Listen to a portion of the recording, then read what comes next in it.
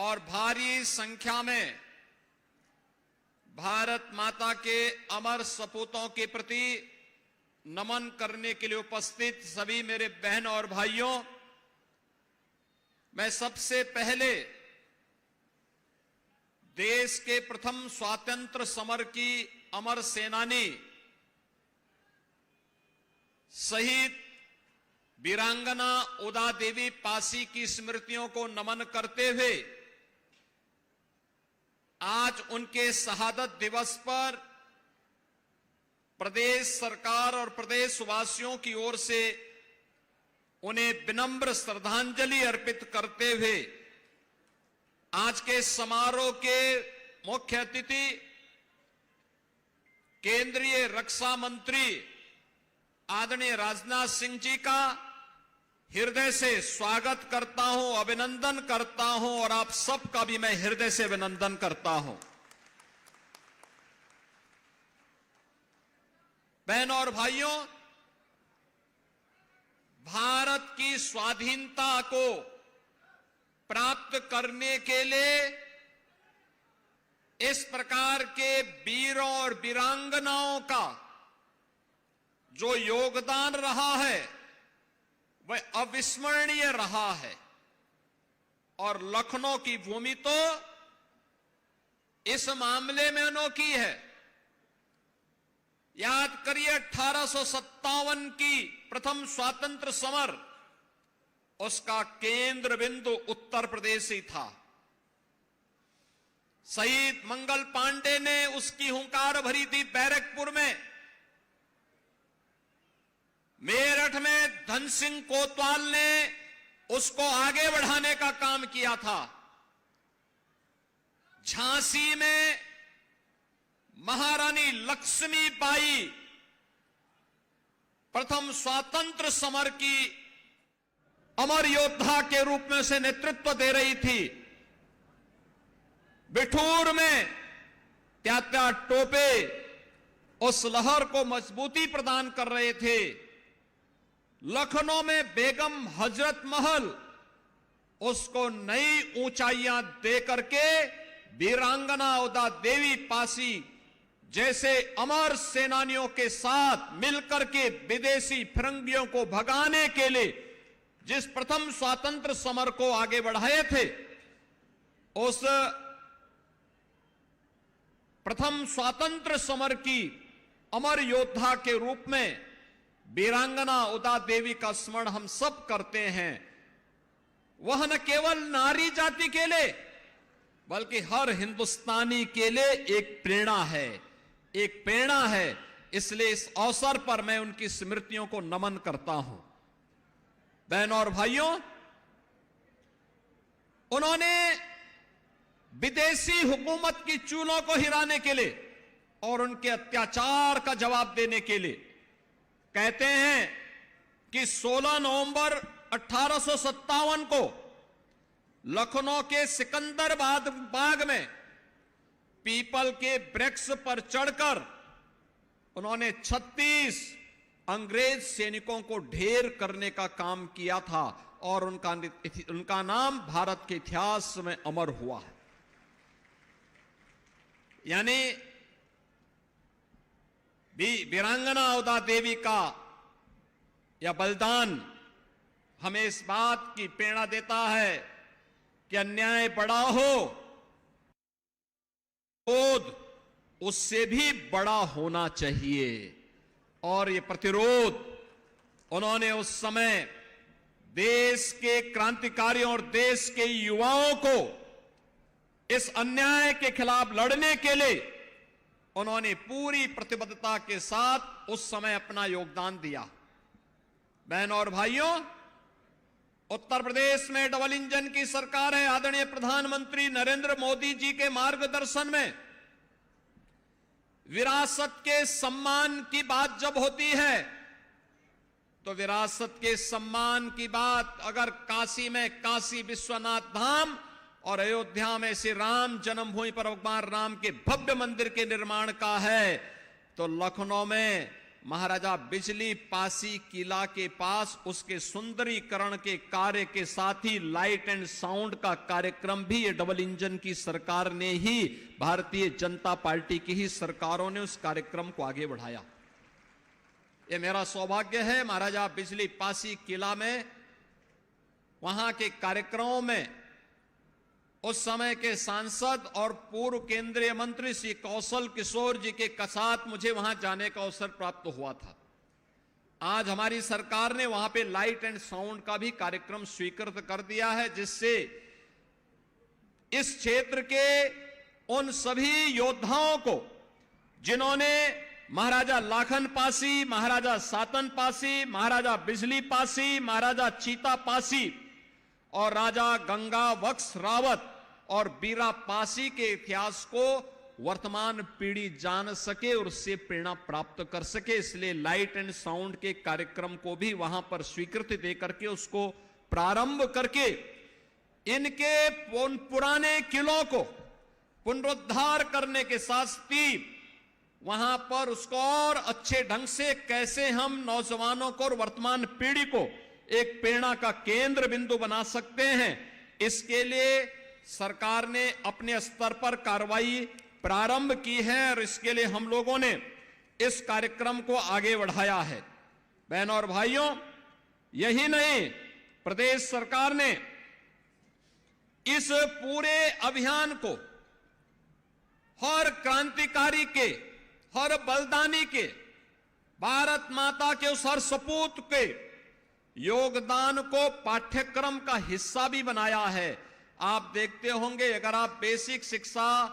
परिषद की पुस्तकों में देखेंगे तो एक पुस्तक हमने अतिरिक्त उपलब्ध करवाई है बच्चों को,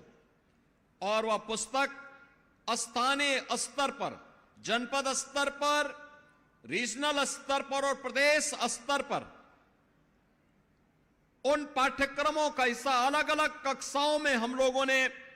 उन महापुरुषों के बारे में वर्तमान पीढ़ी जान सके,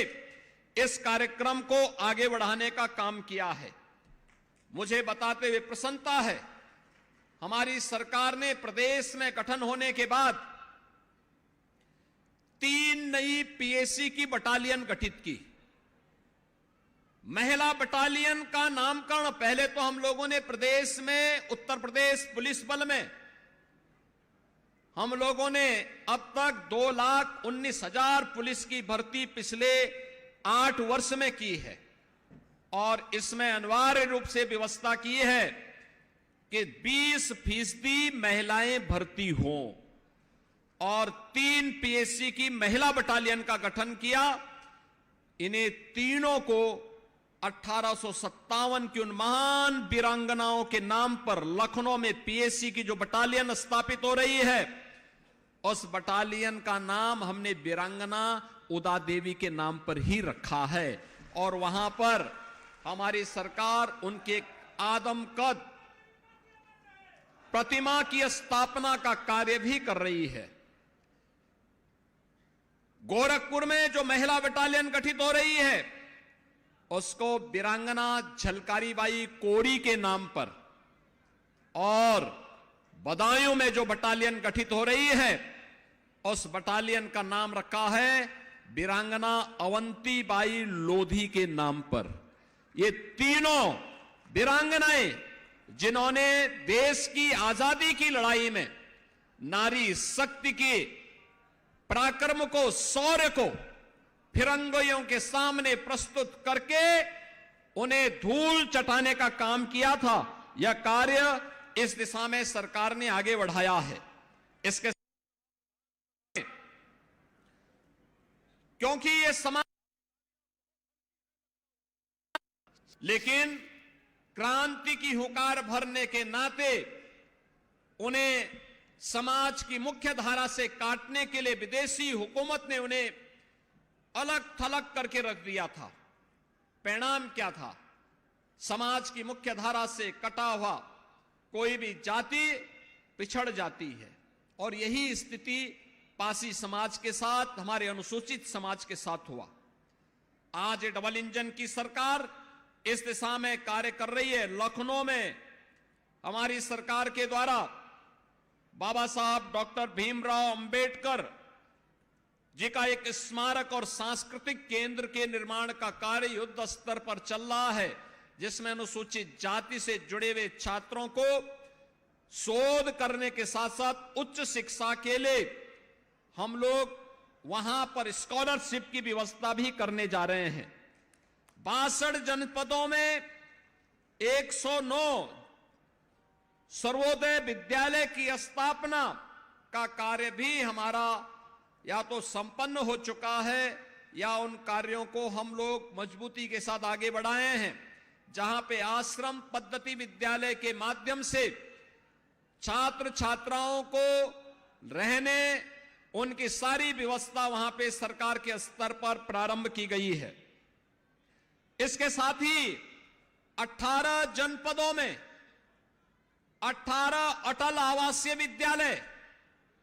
ये पूर्व प्रधानमंत्री सदैव अटल बिहारी वाजपेयी जी की स्मृति को जीवंत बनाए रखने के लिए, क्योंकि यह वर्ष सदैव अटल जी की जन्म शताब्दी वर्ष भी है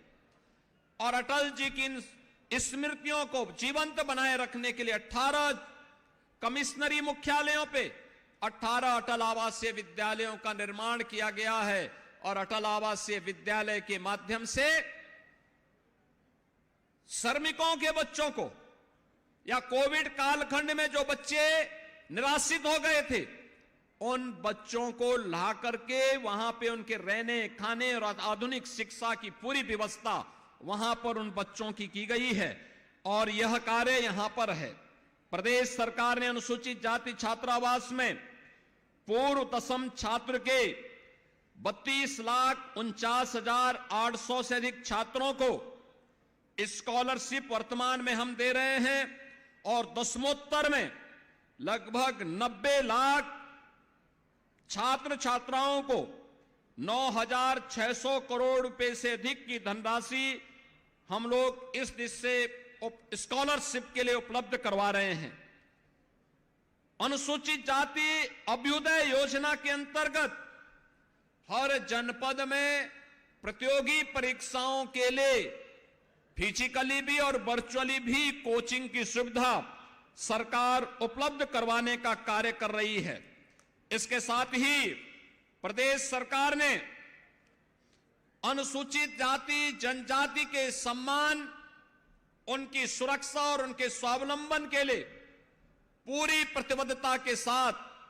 कार्य कर रही है। आज का यह अवसर हमें एक महान वीरांगना के प्रति उनकी स्मृतियों को नमन करने, वर्तमान पीढ़ी को राष्ट्रीयता के साथ जोड़ने का यह एक माध्यम प्रदान करता है और नारी शक्ति का सम्मान, वंचित वर्ग का उत्थान यह डबल इंजन की सरकार का मुख्य ध्येय है। और वीरांगना उदा देवी हमें याद दिलाती है कि नारी शक्ति कितनी सामर्थ्यवान है। यह वीरांगना उदा देवी, वीरांगना अवंतीबाई लोधी और वीरांगना झलकारी बाई कोरी, इनकी शहादत और इनका बलिदान इस बात की प्रेरणा हम सबको प्रदान करती है। आज के इस अवसर पर मैं एक बार फिर से वीरांगना उदा देवी की स्मृतियों को नमन करते हुए आप सभी को इस बात के लिए आश्वस्त करता हूं कि डबल इंजन की सरकार भारत माता के उन सभी सपूतों को जिन्होंने भारत की स्वाधीनता के लिए और स्वाधीन भारत में देश की रक्षा के लिए अपने आप को समर्पित किया है, उनके सम्मान और उनकी वर्तमान पीढ़ी के स्वावलंबन के लिए पूरी प्रतिबद्धता के साथ कार्य करेगी। इस विश्वास के साथ मैं आयोजकों को धन्यवाद देते हुए समारोह के मुख्य अतिथि का हृदय स्वागत करते हुए आप सबके प्रति मैं अपनी शुभकामनाएं देता हूं। धन्यवाद। जय हिंद। बहुत बहुत धन्यवाद माननीय मुख्यमंत्री महोदय। लखनऊ भाग्यशाली है जो उसे सांसद और अभिभावक के रूप में श्री राजनाथ सिंह जी मिले हैं। देश के रक्षा मंत्री के रूप में भारत को एक आत्मनिर्भर और शक्तिशाली राष्ट्र बनाने से संबंधित अपने कर्तव्य